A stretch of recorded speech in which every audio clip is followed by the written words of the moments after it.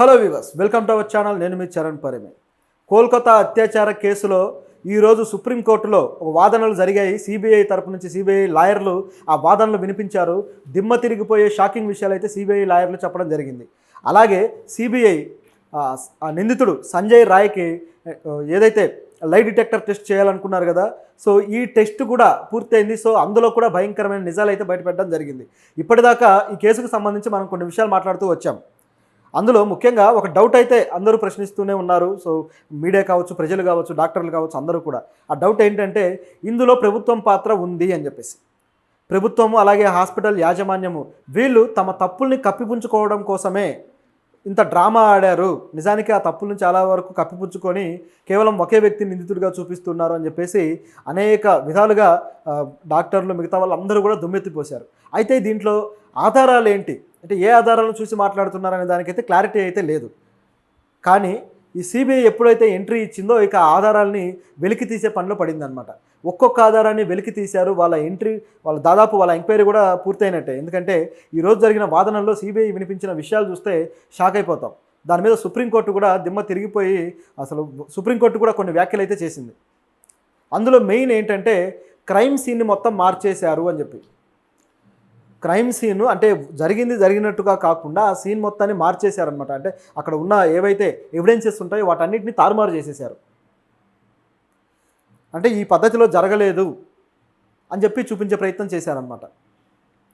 దానికి ఉపయోగించిన మొట్టమొదటి పద్ధతే ఆ వాల్ ఏదైతే ఉందో ఆ వాల్ని పగలగొట్టడం. అదేవిధంగా అక్కడ వాటర్ తోటి క్లీన్ చేయడానికి కూడా ప్రయత్నించారు. సో దీన్ని సిబిఐ వాళ్ళు తెలియజేయడం జరిగింది. దీంతోపాటు ఆ క్రైమ్ సీన్కి సంబంధించి మరిన్ని విషయాలు ఉన్నాయన్నమాట. సో ఆ మరిన్ని విషయాలు అసలు ఒక్కొక్కటి చూస్తూ ఉంటే ఎంత షాకింగ్గా ఉందంటే ఇంత దుర్మార్గంగా ప్రవర్తిస్తారా అనిపిస్తుంది.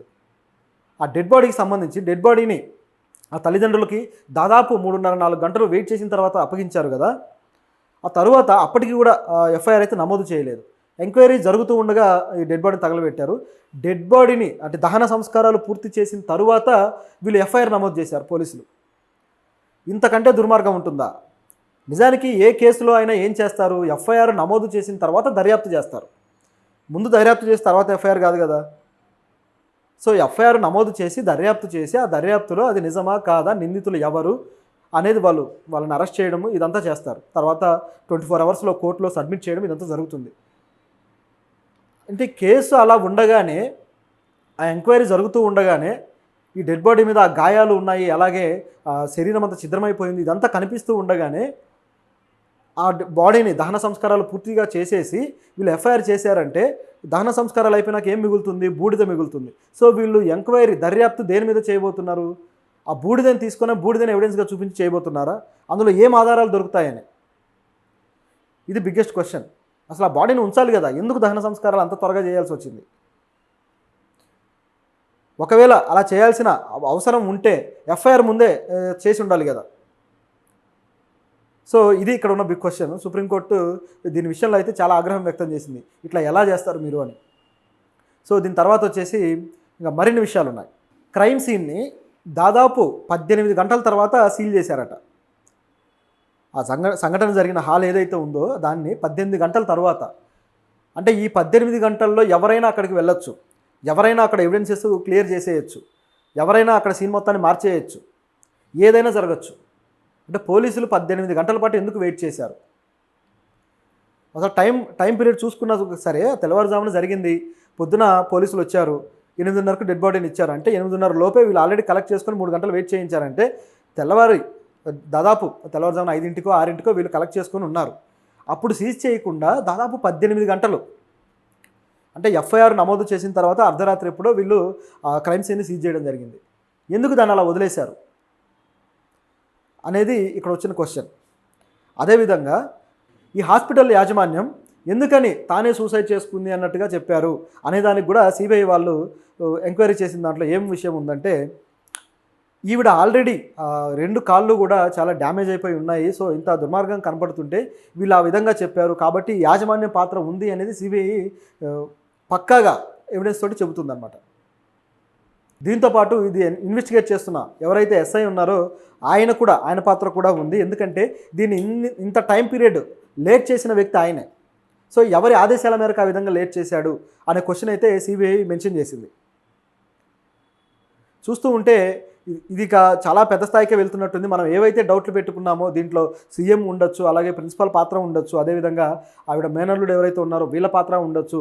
నిజంగానే ఇది సెక్స్ ర్యాకెట్ అలాగే ఆర్గన్ ర్యాకెట్ దీంట్లో ఉండే అవకాశం ఉంది అని మనం ఏవైతే మాట్లాడామో ఇవన్నీ కేవలం డౌట్లు కాదు, కేవలం కాన్స్పిరసీస్ కాదు, ఇవన్నీ నిజాలే. ఇవన్నీ కూడా సరైన ప్రూఫ్లతోటి బయటపడే అవకాశం పుష్కలంగా ఇందులో కనిపిస్తుంది. దాంతోపాటు ఈరోజు లై డిటెక్టర్ టెస్ట్ కూడా అతని మీద జరిగింది కదా. సో సైకో అనాలిసిస్ టెస్ట్ దీంట్లో భాగంగా చేస్తే సంజయ్ రాయ్ దాంట్లో ఇచ్చిన ఆన్సర్లు కావచ్చు, అతను చెప్పింది కాబట్టి షాకింగ్గా ఉంది. ఏంటంటే అతను ఒక సెక్స్ ఎడిక్ట్, సెక్స్ మ్యానియాక్ అనమాట.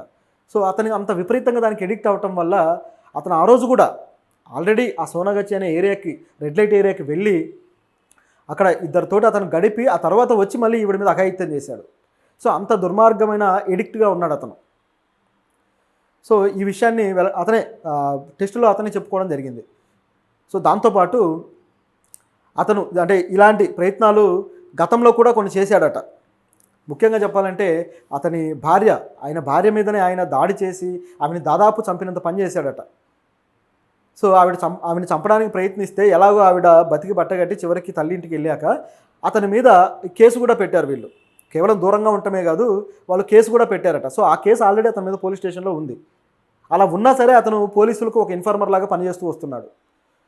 అంటే చూడండి ఇదంతా కూడా ఎలా ఉందంటే వాడి మీద కేసులున్నా, వాడెంత ఎదవైనా సరే వాడికి ఏ యాక్షన్ తీసుకోబడదు అన్నట్లుగా ఉంది చూస్తుంటే.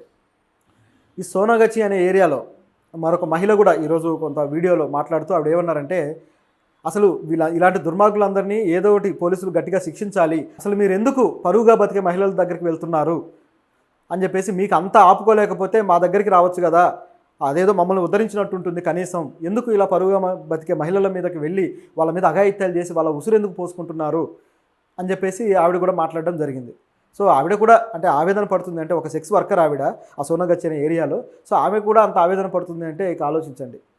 అంటే వాళ్ళకు మనసు ఉంటుంది. నిజానికి వాళ్ళు రిహాబిలేట్ అవ్వడానికి వాళ్ళకు కూడా కొన్ని సంఘాలు పనిచేసి వాళ్ళని రిహాబిలేట్ చేస్తుంటే బాగుంటుంది.